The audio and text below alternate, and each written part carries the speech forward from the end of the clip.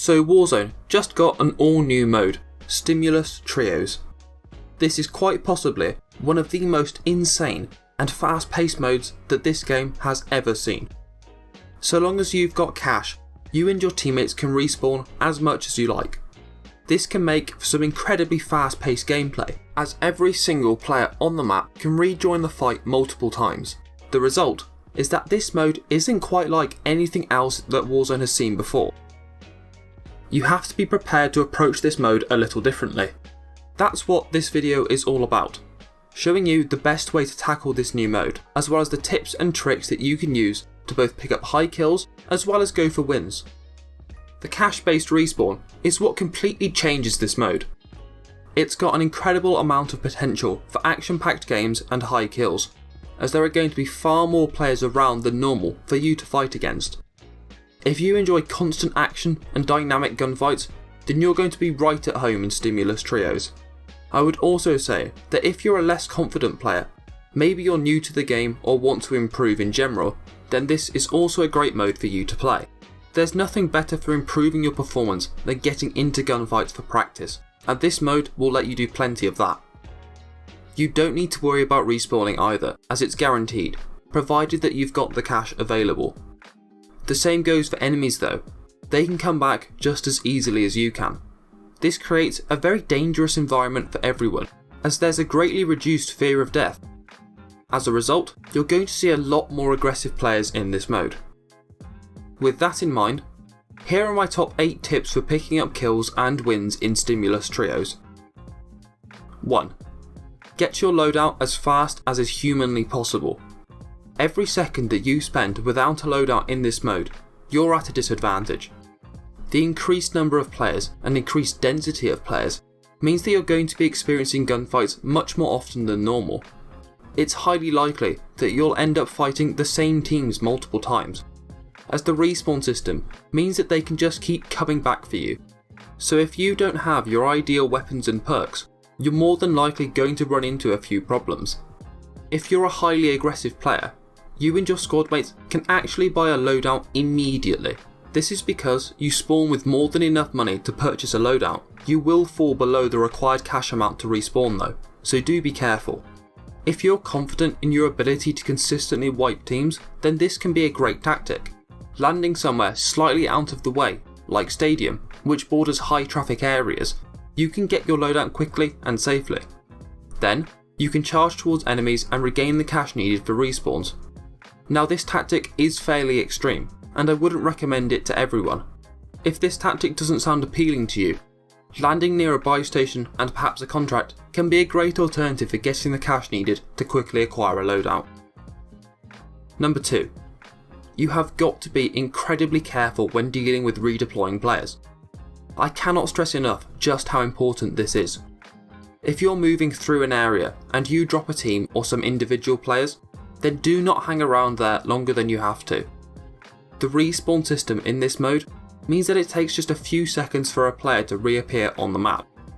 Add in the fact that this respawn is 100% guaranteed, provided you have the money, and what happens is that whole teams can redeploy together.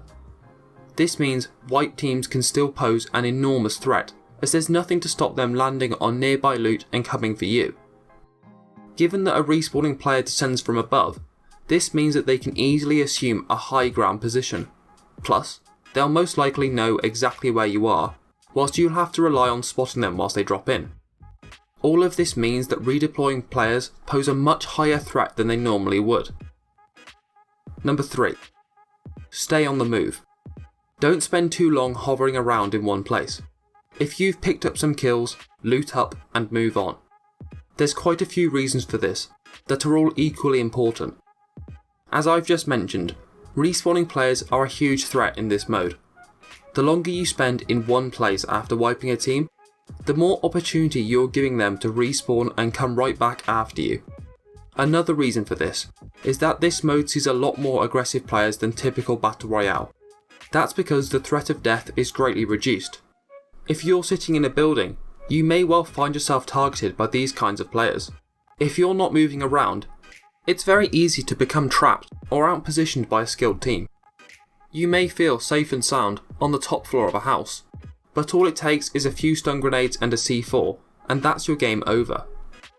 Obviously, don't just rush wildly between buildings, especially if you're late game. You're much better off staying on the move, remaining mobile, and moving from position to position. This will prevent you from getting bogged down in any particular area, which is never a good thing. Find a balance between mobility and taking up strong positions that works for you. Number 4, and this one is one that's specifically related to the end of the game. The final circle doesn't move in Stimulus Trios. Unlike other modes where the circle now moves between multiple points, the final circle simply shrinks in this mode. This is a very small difference, but it's still an important one to bear in mind. You don't need to worry about rotating between different final rings, so that's one less thing to worry about. This is one of those small little features that can really catch you off guard if you're not prepared, which is why I thought I'd include it. Number 5. Unless you are 100% dependent on sniping to either enjoy the game or to get kills, then focus on weapons that are designed for short to medium range combat. If you want to embrace the highly mobile and aggressive playstyle that best suits this mode, then having a sniper will not let you accomplish this. A run and gun setup, comprising of an assault rifle and SMG for example, is usually going to be your best bet. Now a run and gun sniper can be a great option if you're confident with these and the playstyle associated, but I would absolutely say that you shouldn't let carrying weapons like long range snipers compromise your mobility. This mode is simply so fast paced that you'll rarely find yourself tackling enemies at long distances. There's simply so many people around that there will always be enemies close by. Carrying versatile weapons that are dependable at close to medium range are a much better option. You're going to be doing a lot of fighting in this mode, so don't place yourself at a disadvantage by carrying a weapon designed for an incredibly specific purpose. Number 6. Make sure you divide your money between your team so that you each have enough to respawn if you're killed. This might seem obvious, but it's something that can be easily overlooked in the excitement of gameplay. The respawn cost is $4,500, so you need to ideally have each member of your team with this much cash. There's no point one player having 10,000 and the other two having nothing. Whilst you can be bought back from a buy station, this adds unnecessary time and risk for your teammates. A bit of forethought, dividing your cash to ensure you can each respawn if needed, will save you a lot of trouble in the game. Number 7. This is another highly specific one, but it can be incredibly important if you're in the general area. Be careful of the airport roof. Normally, this area is only accessible by helicopter, and it's very rarely landed on at the start of the match or by gulag players later in the game. This isn't the case in Stimulus Trios. If you're fighting in and around the area, a common tactic is to redeploy on top of that rooftop. As there's always a few weapon spawns up there, any player can become a serious threat.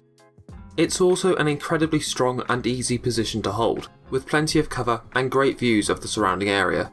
You definitely need to watch out for redeploying players landing up top. They can catch you off guard and shoot straight down onto you, and it can be incredibly difficult to deal any significant damage to them in return.